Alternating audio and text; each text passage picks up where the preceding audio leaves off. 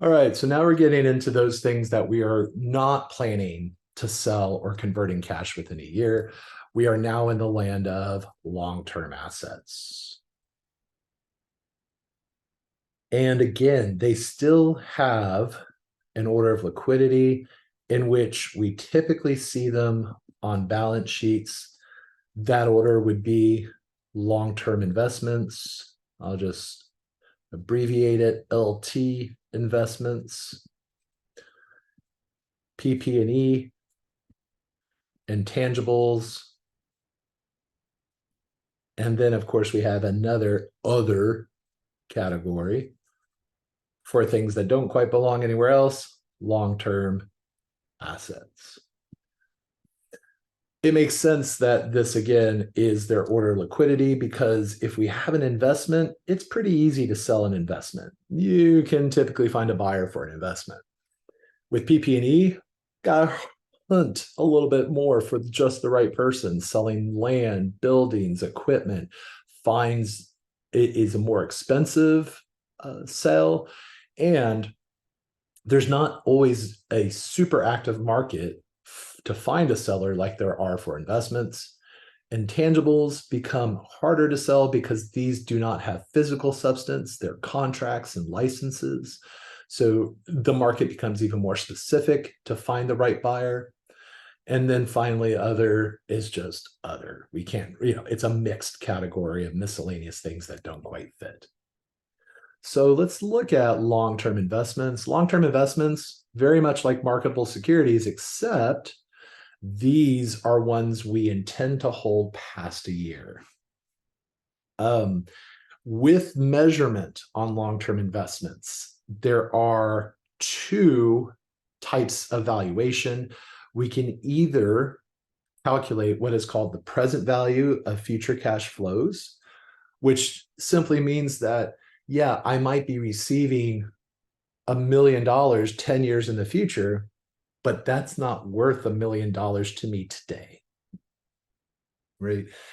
It's going to be worth less than $1 million to me today. Cash today is always more valuable than cash in the future, quite simply because of interest. If I put $1 in my bank account today, it'll be worth more than $1 a year from now. So if someone's promising me $1 million 10 years from now, that is not worth $1 million today, because I could certainly put $1 million into an investment bearing account and have more than $1 million 10 years from now. So some investments are listed at the present value of future cash flow. Some are listed just at their current market value.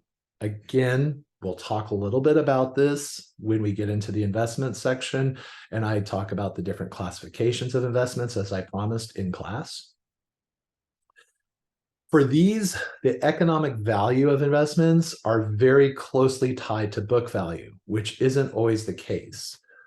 We will see that definitely in property, plant, and equipment, but keep that in mind, that the value I see on the balance sheet is very closely tied to the economic return I'm getting, which is either the present value of future cash flows or what I could sell it for today. So what belongs in here? The most common one are investments in securities, debt securities in particular, that are designated as long-term. This would either be available for sale or held to maturity. These are two classifications. Well, as I said, we'll talk more about in class. Long-term notes receivable, right? This is basically a lending arrangement where we are the lender. Lending arrangement with a single party. So one person is borrowing money from us, where we give up the cash. We have a note, obviously notes, that is going to be valued at the present value of future cash flows. As I mentioned, if cash is legally restricted and that legal restriction is going to last beyond a year, then that is restricted cash, long-term investment.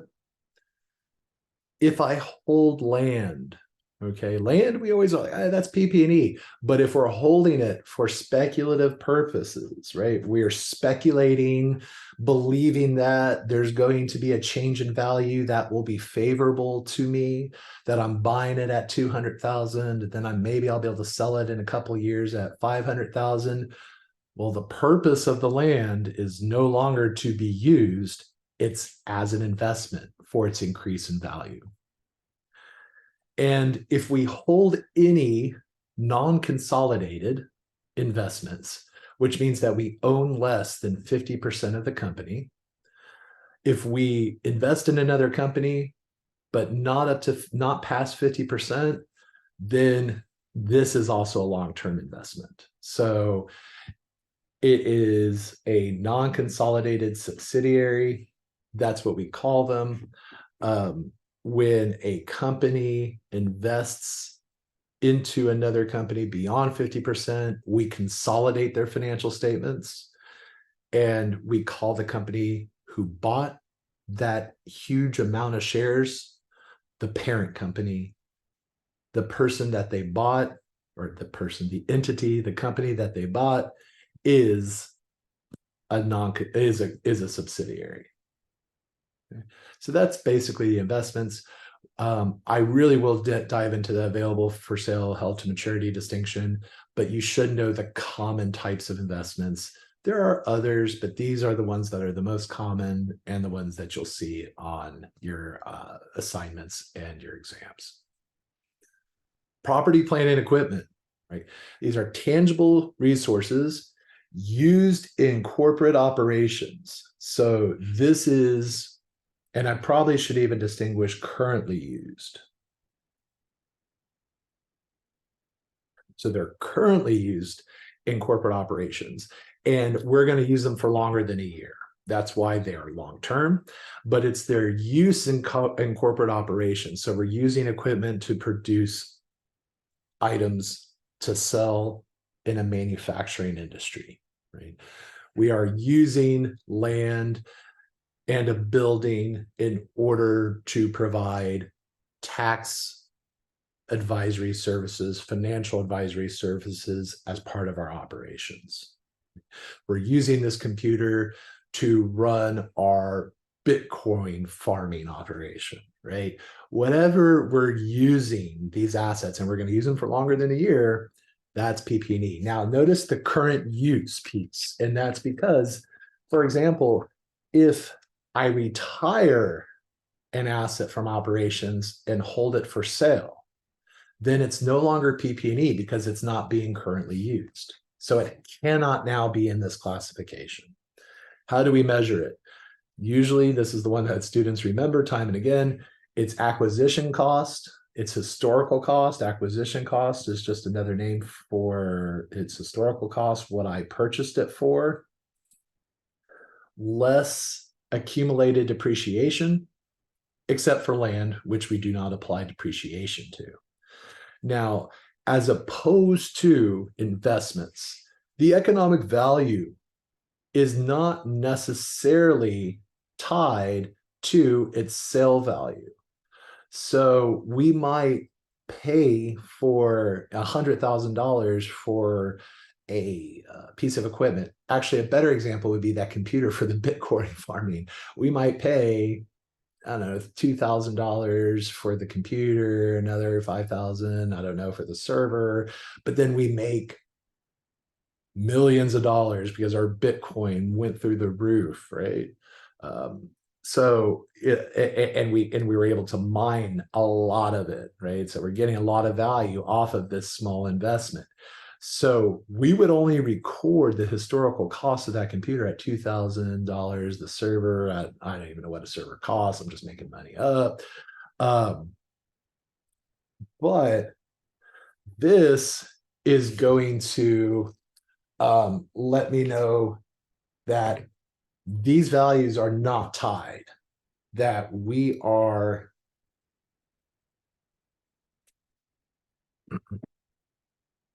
going to record these at a book value that is not going to equal its fair value.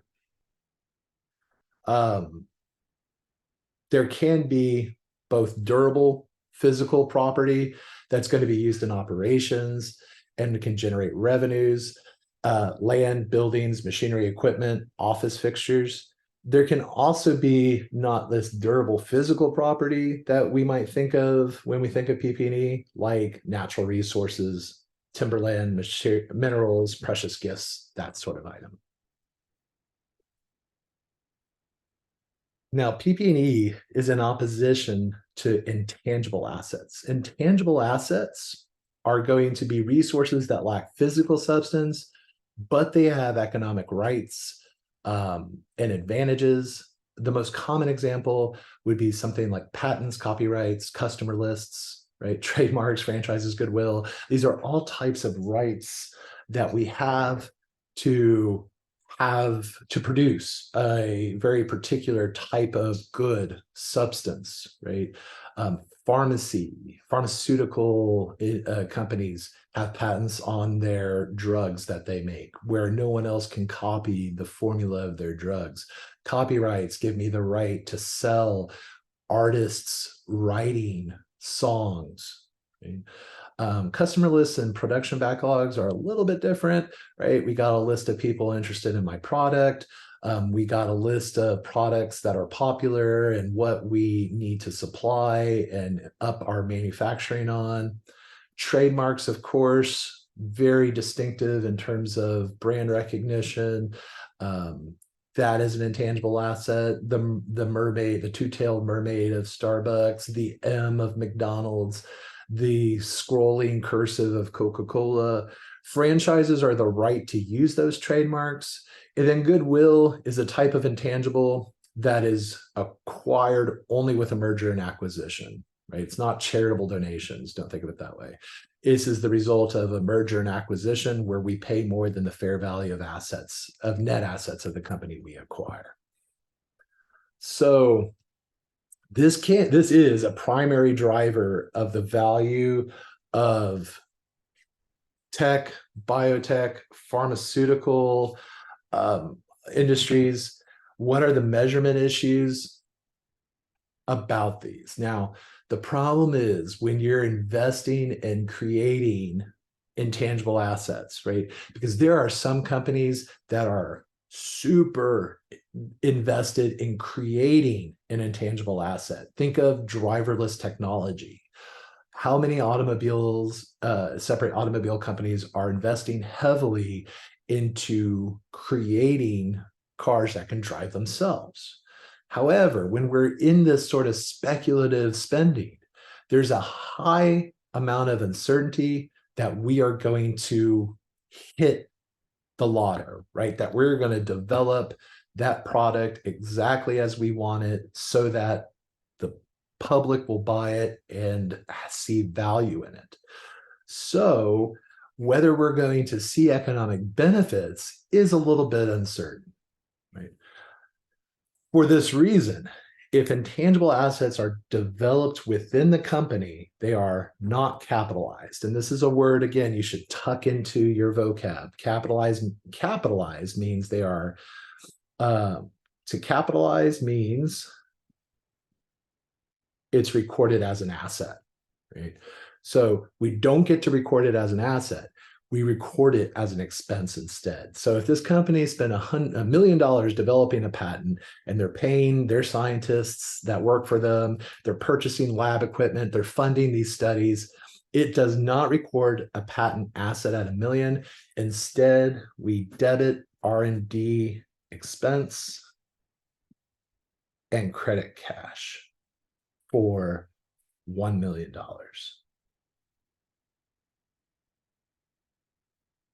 That reduces net income and, of course, the outflow of cash as an asset. Now, we don't get to create an asset, which is problematic for these companies that do this sort of development, because, of course, they would rather be able to show an economic benefit on their balance sheet. They would rather debit an asset account.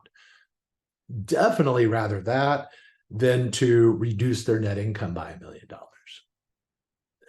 In the case of a patent, the only thing that could be listed on the balance sheet, the only thing that could be capitalized is the cost of filing fees, and if there were any legal costs to defend that patent against people who were encroaching on it in court, to those legal fees in court, then we can put that into an asset account called patent. But other than that, all that $1 million we spent, and it's more, almost always more than a million, we're talking hundreds of million, that does not get to be recorded as an asset. Now, if we purchase the intangible from an external source or through a merger, if I acquire another company and I obtain some of their intangibles, then yes, they get to be valued at their historical cost or at their fair value, right? Basically, whatever we paid in order to get it. Because in this case, we now have a verifiable and faithfully representative cost of acquiring that item. Whereas up here, we're spending money without being very sure that anything's going to happen, that we are actually going to get a product. Down here, the product is being purchased from another person, so its value can be more accurately set and verified.